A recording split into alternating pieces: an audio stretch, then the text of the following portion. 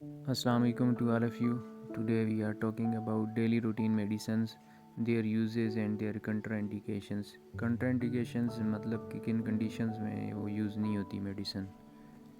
सबसे पहले आ जाती है पैरासीटामोल 120 mg 250 mg सस्पेंशन में, 500 mg टेबलेट फार्म में आती है, 625 mg टेबलेट फार्म भी आती है, कम्बिनेशन में यूज़ होती है ऑर्फेनाडीन और पैरासीटामोल। यूजेस की बात करें तो हेडेक के लिए यूज़ होती है, body pain, fever, ear pain, toothache के लिए, कहीं भी बॉडी में पेन हो तो उसके लिए भी पेनाडॉल यूज़ कर सकते हैं। ज़्यादातर हेडेक के लिए यूज़ करते हैं और फीवर के लिए यूज़ करते हैं। कंट्राइंडिकेशन की बात करें तो जिनको पैरासीटामोल से एलर्जी है, उसके बाद उनको ख़ारिश वगैरह हो जाती है, दाने निकल आते हैं, वो नहीं यूज़ कर सकते, और लिवर फेलियर में ये यूज़ नहीं होती। इसके बाद मेट्रोनिडाज़ोल आ जाती है। मेट्रोनिडाज़ोल बेसिकली एंटीबैक्टीरियल और एंटी प्रोटोजोल है। ये स्ट्रेंथ सस्पेंशन में भी आती है और टेबलेट फॉर्म में भी आती है। टेबलेट फॉर्म में 400 mg फ्लैजल रयाम मेट्रोडीन के नाम से आती है। इसके यूजेस की बात करें तो ये एंटीबायोटिक एसोसिएटेड डायरिया में यूज़ होती है, एक्यूट डेंटल इन्फेक्शन में देते हैं, वो भी एंटीबायोटिक के साथ हम दे सकते हैं। लूज़ मोशन में यूज़ होती है और अमेबिक लिवर हेबस्कस में इस्तेमाल होती है। कंट्राइंडिकेशन की बात करें तो लिवर डैमेज में और सीज़र में हम इसको अवॉइड करते हैं। उसके बाद आइबुप्रोफेन आ जाती है। ये भी सस्पेंशन और टैबलेट दोनों फॉर्म में होती है। सस्पेंशन 100 mg और 200 mg में आती है, और टैबलेट 200 mg, 400 mg और 600 mg में आती हैं। इसके ब्रांड नेम ब्रूफन, फेम्ब्रो, नेरोफिन है। यूजेस की बात करें तो ज़्यादातर तो ये बच्चों में यूज़ होती है। Body pain, fever, muscular pain, tooth H, inflammation, body में कहीं इन्फ्लेमेशन है, इन्फ्लेमेटरी रिएक्शन हुआ है तो उसके लिए भी ये यूज़ होती है। कंट्राइंडिकेशन में stomach ulcer, H pylori infection जो है इसमें भी यूज़ नहीं होती है, और प्रेगनेंसी में भी सेफ़ नहीं है। उसके बाद एमॉक्सिसिलिन आ जाती है।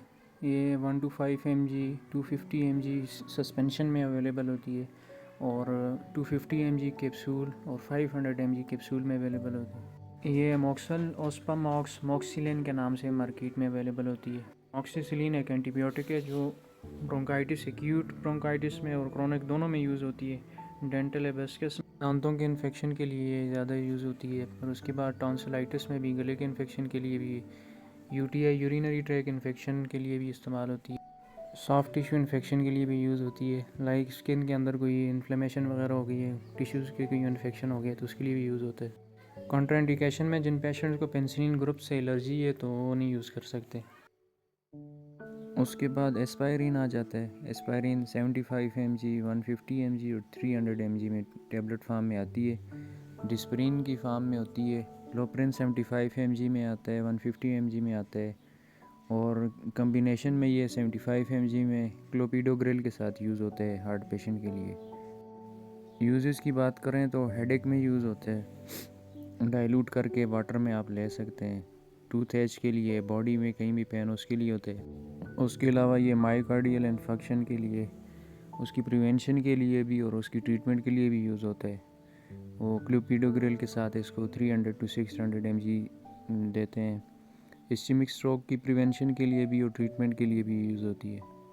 कंट्राइंडिकेशन की बात करें तो जीआईटी, ब्लीडिंग, स्टमक अल्सर वगैरह इसमें यूज़ नहीं होती। बॉडी में कहीं भी ब्लीडिंग हो तो ये एस्पिरिन नहीं देते। सर्जरी के पहले भी नहीं दे सकते क्योंकि उसमें भी ब्लीडिंग ज़्यादा होती है, तो फिर ब्लीडिंग इसमें फिर रुकती नहीं है।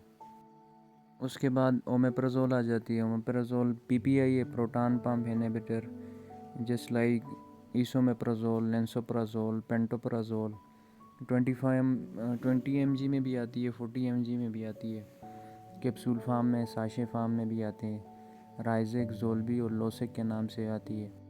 यूजेस की बात करें तो स्टमक के लिए ओवर द काउंटर सबसे ज़्यादा यूज़ होने वाली मेडिसिन है।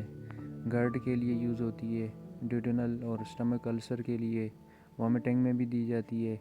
इंडाइजेशन हो या हार्ट बर्न हो, गैस हो, तेज़ाबियत हो, इंटेस्टाइनल ब्लीडिंग हो, माउथ अल्सर वगैरह, उसके लिए यूज़ होती है। एच पाइलोरी ट्रीटमेंट के लिए भी यूज़ होती है, एंटीबायोटिक के साथ देते हैं। कंट्राइंडिकेशन की बात करें तो जिनको ओमेप्राजोल से एलर्जी होती है तो वो नहीं यूज़ कर सकते।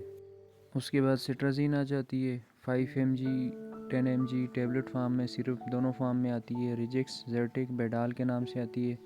यूजेस की बात करें तो itchings and hive, sneezing, seasonal allergic rhinitis, watery eyes, runny and stuffy nose, हर किस्म की एलर्जी के लिए यूज़ होती है। जिस्म में ख़ारिश वगैरह हो, दाने वगैरह हो, या किसी सीजनल इन्फ्लुएंज़ा वगैरह हो, उसमें भी यूज़ होती है। स्नीजिंग में यूज़ होती है।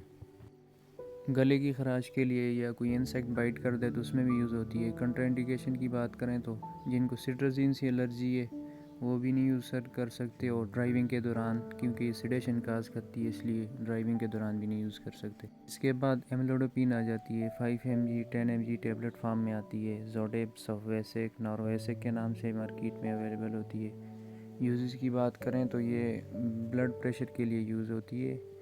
Hypertension, angina pectoralis, prevent heart attack, coronary artery disease.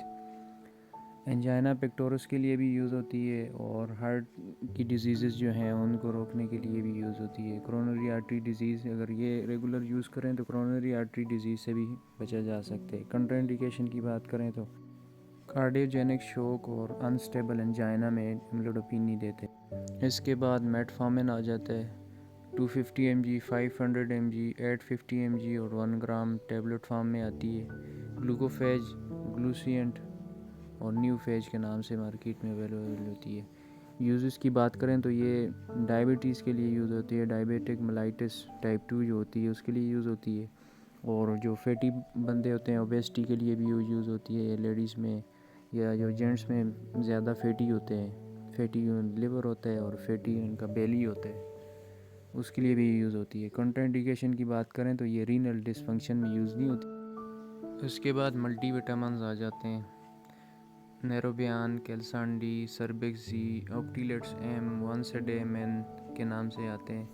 Use की बात करें तो विटामिन डिफिशिएंसी जिन पेशेंट्स में होती है तो उनके लिए यूज़ होती है। जिनकी डाइट अच्छी नहीं होती या कोई डाइट खा नहीं सकते तो उसके लिए यूज़ होती है। तो प्रेगनेंसी में वीकनेस हो जाती है, ब्लड की कमी हो जाती है, तो उसमें मल्टीविटामिन्स यूज़ होते हैं।